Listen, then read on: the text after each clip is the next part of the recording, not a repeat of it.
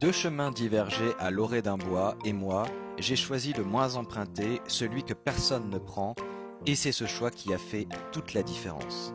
Robert Frost, La route non prise. Ainsi commence le best-seller de Robert Kiyosaki, le livre Père riche, Père pauvre.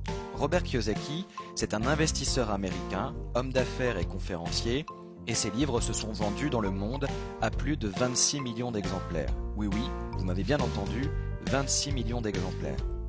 Pour connaître un tel succès, il faut avoir quelques bonnes idées. Alors justement, quelles sont-elles ces idées?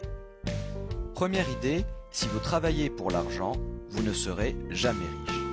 L'une des leçons les plus importantes du livre est de comprendre comment utiliser au mieux son esprit et son temps pour atteindre le bien-être financier.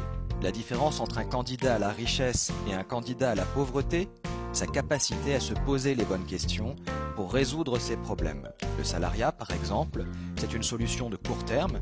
Il me faut un salaire pour manger à la fin du mois. Un problème de long terme. Vais-je devoir travailler toute ma vie de 9h à 19h, 5 jours sur 7, dans l'espoir d'une retraite improbable?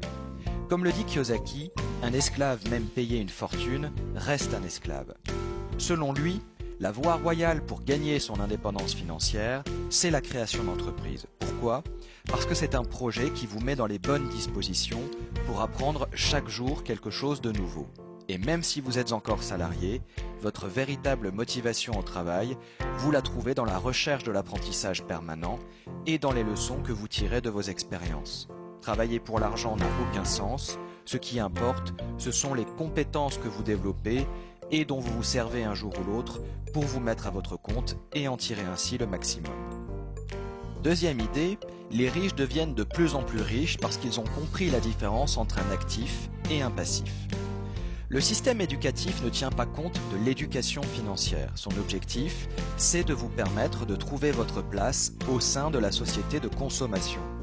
Vous suivez ainsi le schéma économique suivant: travail, salaire, consommation, travail. Autrement appelé rat race ou encore course de rats. Mais la véritable richesse, ce n'est pas combien vous gagnez, c'est combien vous parvenez à économiser. La course de rats est une image volontairement provocatrice qui reflète à merveille notre manque d'éducation financière.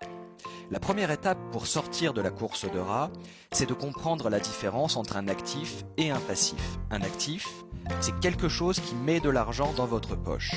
Un passif, au contraire, c'est quelque chose qui génère des dépenses et sort de l'argent de votre poche.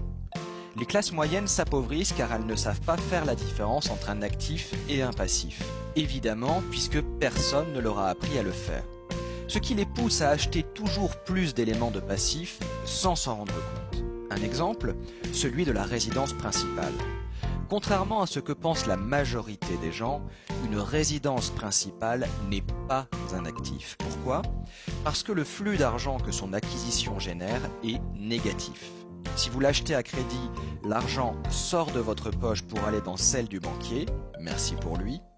Si vous l'achetez comptant, cela vous coûte un peu moins cher, mais l'argent sort toujours de votre poche pour l'entretien du bien. La clé du succès pour sortir de la rat race, c'est donc de comprendre la différence entre un actif et un passif, d'acheter des actifs générant des revenus réguliers et de maintenir vos dépenses à un niveau acceptable.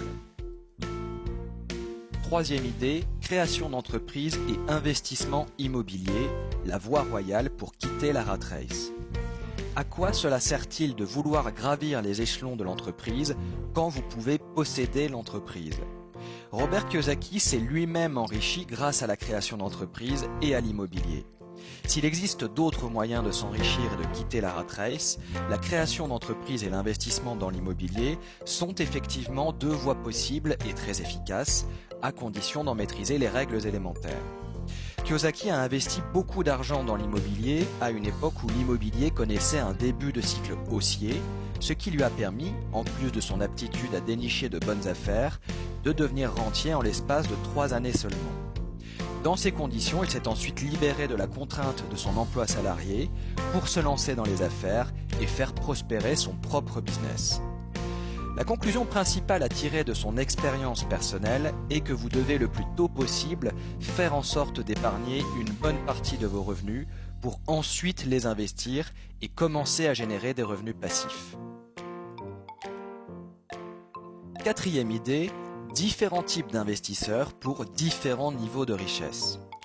Pour devenir un investisseur professionnel, vous devez adopter le comportement du chasseur plutôt que celui du fermier. Bien que cela ne soit pas familier, le comportement du chasseur est bien plus proche de celui de l'investisseur professionnel car il sait comment saisir les opportunités qui se présentent au bon moment. Robert Kiyosaki explique ainsi qu'il existe deux types d'investisseurs. Ceux qui achètent des packages d'investissement, des consommateurs de produits financiers, et ceux qui s'occupent de leurs propres investissements.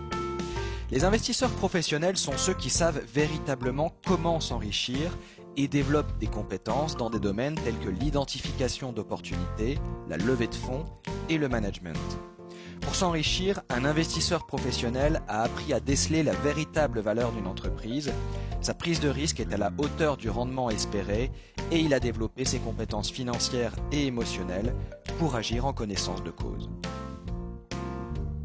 Cinquième idée, n'attendez plus, agissez pour gagner votre indépendance financière. Les 5 obstacles majeurs de l'indépendance financière sont les suivants: la peur, le cynisme, la paresse, les mauvaises habitudes et l'arrogance. Pour ne pas se laisser piéger, Robert Kiyosaki livre les 8 étapes clés de son plan d'action. Étape numéro 1, faire un bilan de sa situation actuelle. Étape numéro 2, être toujours à la recherche de nouvelles idées. Étape numéro 3, agir et s'inspirer des personnes qui vous ont précédé sur le chemin de la réussite. Étape numéro 4, se former en permanence et apprendre de nouvelles choses. Étape numéro 5, être proactif.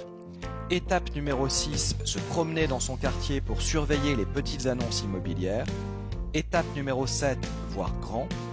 Étape numéro 8, apprendre de l'histoire. La liberté financière est un objectif de vie qui vous enrichira au sens propre comme au sens figuré. Prêt à relever le défi ? Alors si vous avez aimé cet épisode de l'EFP Radio Show, n'hésitez pas à cliquer sur j'aime. Et si vous souhaitez aller plus loin et bénéficier gratuitement de notre parcours de formation 7 jours pour gagner votre indépendance financière, il vous suffit de vous inscrire en cliquant sur le lien qui apparaît maintenant en haut à droite si vous êtes sur YouTube ou sur le lien présent dans la description de la vidéo juste au-dessus si vous êtes sur Facebook. Et je vous dis à tout de suite de l'autre côté. Salut!